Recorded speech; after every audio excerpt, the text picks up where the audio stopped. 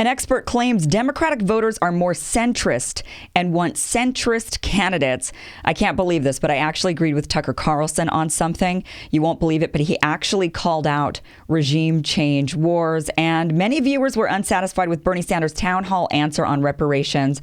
And we are going to go over all of that. So thank you so much for joining me. I am Kim Iverson. If you have any questions or comments, then you can go ahead and tweet me at Kim Iverson Show. You can also email me, KimIverson.com. Please hit the subscribe button. It's down here in the corner.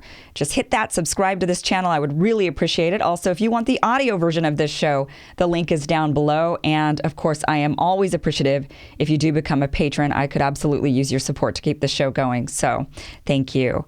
All right, let's move on with the show, shall we? So a centrist is claiming, well, actually an expert is claiming, and she's probably a centrist too, that Democratic voters want more centrists as candidates. She believes that Democrats are, in fact, centrists themselves. Here's the clip. Jennifer Rubin, another one of your pieces yesterday, one of like 7, was on how Democratic voters aren't where a lot of Democratic candidates are. Explain that, and also how important is it to Democratic voters that the candidate can beat Trump? It's very important. Over and over again, they say beating Trump is more important than having a candidate who aligns with their views perfectly or even mostly. I think what we have gotten in the habit of doing is focusing on, obviously, the loudest, most exciting voices in the Democratic Party these days. People like AOC, people like Bernie Sanders, Elizabeth Warren, who are quite progressive. But in fact, when you look at the results in 2016, what Democrats did was they chose moderate Democrats in those primaries. And it was those moderate Democrats who went on to win and ultimately deliver a House majority to the Democrats. There wasn't a single Bernie endorsed candidate who actually flipped a Republican-held seat. There were a slew of Democrats who were from the moderate faction of the party that did that. And when you look at a lot of the recent polling, Pew, Gallup, what you see is that a majority of the party wants the party to be more centrist. If you look at Republicans, they want it to be more conservative. So if you want a party that is moving closer to the center, or whose voters say they want to be closer to the center, that would be the Democrats. So what you have now is you have a whole slew of quite progressive candidates, and you don't have very many candidates. You have Amy Klobuchar, maybe you'll have Joe Biden, who are appealing to that very large swath of Democrats who consider themselves to be moderate and really want to win this election. Yeah, so I don't know where people get this narrative. I mean, when they say, oh, you know what, people really want centrist candidates. That's what they want. They want the Amy Klobuchars. That's what they want. Except Amy Klobuchar, how much money did she raise? It took her 48 hours to raise $1 million. How much did Bernie Sanders raise in the first hour of his campaign? The numbers just don't agree with you, lady. They just don't. The fact is that people vote with their wallet, and they have when it comes to Bernie Sanders. They have said, we want Bernie Sanders. And that money that was raised was not from big money donors. It wasn't like somebody gave him $1 million and another person gave him $500,000. These were small dollar donations. So many that in the course of the first few days of him announcing his candidacy, he had raised $10 million. So I don't know, what is she saying when she says that the Democratic voters are more centrist and what centrist candidates? The only thing I can think of is, I think that when a person says that they're more in the center, I think what they're really saying is that they don't like to think of themselves as far left or far right. I think most people like to think of themselves as pragmatic people who can see both sides and, leans more one way, but really is just liking to make their own choices. I don't think people really do like to identify themselves as far left or far right. But I think if you sat them down and you said, okay, these are the policies, then they would say, oh yeah, I'm for those policies. Which the other thing is that, and also she mentions AOC, she mentions Bernie Sanders, Elizabeth Warren. She says that these are the progressives and people are really, they align more with Amy Klobuchar. Okay. But I think really what people are saying when they're being asked that question, where do you consider yourself? I think what they're saying is that they're rejecting the partisan politics and the media narrative. Because right now, when you're looking at Washington, it's a shit show. They cannot get along. They can't even sit down and have a discussion with one another. At least, giving Amy Klobuchar some credit, I guess. I personally think she's basically a Republican who has run as a Democrat. In fact, I think that many Republicans have switched just the letter next to their name, have become Democrats, and somehow Democrats think they're winning. I don't think that that's really winning. But, when you... Amy Klobuchar she doesn't agree. She's basically a Republican. And then you've got people like Bernie Sanders, and his ideas are way more mainstream than Amy Klobuchar's ideas. Yes, Amy Klobuchar, what I was going to say, giving her a compliment, is she is willing to work with the other side and sit down and have a conversation. And she is known for that she's one of the few senators who will actually try to do bipartisan bills. But that's because she's basically a Republican. So, of course, it's easy for her to reach across the aisle. Bernie Sanders is really the more mainstream candidate. And the numbers that he was able to fundraise just proves that. He is the mainstream candidate. If they're trying to say that anyone else is mainstream, they're absolutely wrong. The numbers just aren't there. They're being proven wrong by the day. AOC, the fact that she has such a loud voice in Congress, why is that? Is she walking around with a megaphone? Does she have a show that she is going on and she's talking to people? No. Why does she have such a large platform? Because people love her. They love what she stands for. They love her ideas. So she's got the power of people. That's why she's loud. She's not loud because she's actually loud. She's loud because she's got the crowd. That's why she's loud. So for them to say, people don't really want that, really, because they're listening to that. And as Meghan McCain said yesterday on The View, and I subjected you to that clip, but before that, she did say that she does believe that AOC is leading the party. She believes that AOC is the leader of the party. And why is that? Well, because people love her ideas. So when people say, I like to see I'm more in the center, they're rejecting the partisan politics and they're rejecting the media narrative, and they don't want to consider themselves far left or far right. But if they sat down and you gave them the issues, they would say they would align with progressive issues, because the fact is progressives are not far left. Progressives are mainstream. The other problem is the media and the Democratic Party have co-opted the term progressive. So this is where things get really muddy, right? Because they call the party and the media call progressives far left. And then on top of it, they've co-opted the term, and some of the, what I call like the social justice, I would say the moral left, the moral outrage left, and the moral, there's a moral outrage left and a moral outrage right.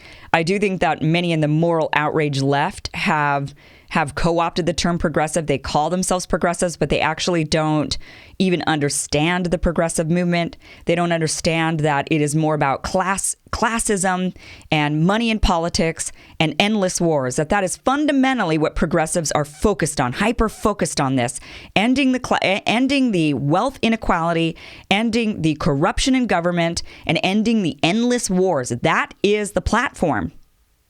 So when there's this moral outrage left and they start co-opting it, some of them are actually far left. And so it is kind of, people see them and these people are talking about repealing the Second Amendment and repealing the First Amendment in some ways. Like they want to ban hate speech.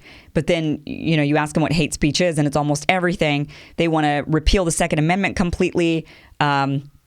They're really hyper-focused on special groups and they want to give things to each little group. We're going to give you this, we're going to give you that, we're going to give you this, we're going to give you that. And to people, it just seems ridiculous. They feel like all of that is ridiculous and that is just too extreme. That is far left. And then those people call themselves progressives. So we've got some muddying there. We also have the neo-liberals calling themselves progressives because they're seeing the movement. And they're saying, oh, yeah, like Nancy Pelosi and Joe Biden saying, I'm progressive. And they couldn't be the furthest thing from it. Now, I do think that some of the moral outrage left, I do think that I think that there's three groups in the Democratic Party. There are the neoliberals, like the real centrist, the true centrist, who are really more center right, if you ask me. They're just Republicans who are for gay marriage. That's kind of how I view them. You've got the Joe Bidens of the world, and they're more of the neoliberals. Then you've got the true progressives who are for the class warfare and who are for getting corruption out of government and ending the wars. And then you've got the moral outrage left. And the moral outrage left, actually, they don't really have much of an ideology, except that they feel like there's just all this inequality and racism and gender inequality. And, they've got all of these various different groups, and I can't even keep up with it. And somebody, is being oppressed. It's the, as Dave Rubin calls it, not that he's kind of gone way off to the right now, but the oppression Olympics, and it kind of is that, right? So the moral outrage left, I do find many of them in the progressive base, and I also find many of them in the neoliberal base. So they're kind of just spread out everywhere. But I do think that confusion about what is a progressive and a far left, I personally think far left is, I think a lot of the moral outrage machine is a bit far left. When they want to start really doing away with rights, and in order to protect, it's all, the road to hell is paved with good intentions. And it's kind of that. I think that's far left. But, I feel like, what is far left? What is far left anyway? So another thing to bring up is the Democratic Party has buried many of the progressive candidates. This woman, by the way, what was this woman's name? Jennifer Rubin. She's actually a writer for the Washington Post. She's the one who was speaking. And she talks about the 2018 midterm elections and how the centrist Democrats are the ones who won. It wasn't the progressive candidates. Well, a lot of that is because the Democratic Party went around and buried the progressive candidates. There was that recording of Steny Hoyer when he went to Colorado and he spoke to the progressive candidate and told him to get out of the way so that the more moderate Democrat could be in the picture and win. Then there was the, Tom Perez actually called out the party for smearing the progressive in Texas, actually running ads against her. I mean, that's the crap that goes on. When they paint the picture of these progressives being far left, that's the narrative. They say they're far left. These progressives are far left. We are not far left. We are mainstream. We are totally mainstream. But when they say you're far left, they're fear-mongering. So we're getting fear-mongering from the right-wingers who are calling us socialists, and we're getting fear-mongers from the left, which are also calling us socialists, and not even realizing that being a socialist is not what they think it is. And it's, I got to say, as I was preparing for this show and I was thinking about it, the richest person I know, and I mean rich, billions of dollars. The person I personally know who is the richest person I personally know is a member, him and his family are in the Socialist Party of France. I mean, they consider themselves socialists, and they are the wealthiest people I know. It's not scary. Around the world, there's plenty of socialist parties in most countries, and they're prominent parties. It's very normal. It's part of normal vernacular. It's not a dirty word. We've just demonized it here in the United States, and the Democrats help them do it. So that is why we're seeing people saying, oh, I want to be more centrist, because they're seeing the demonization going on both sides. And they're saying, I don't want to be that. I'm not far right, because look at them. They're like the neo-Nazis. And then I'm not far left either, because those are like the crazy socialists. And the reality is, people want progressives. We've seen that in the numbers. Bernie Sanders raised an unprecedented amount of money from the time that he announced. So you can take that and seriously go smoke it, because you need to relax. The centrist Amy Klobuchar is not what the American people want. Not the Democratic American people. That is for damn sure. Okay. You won't believe this. I know I can't believe this, but I actually agreed with Tucker Carlson for once.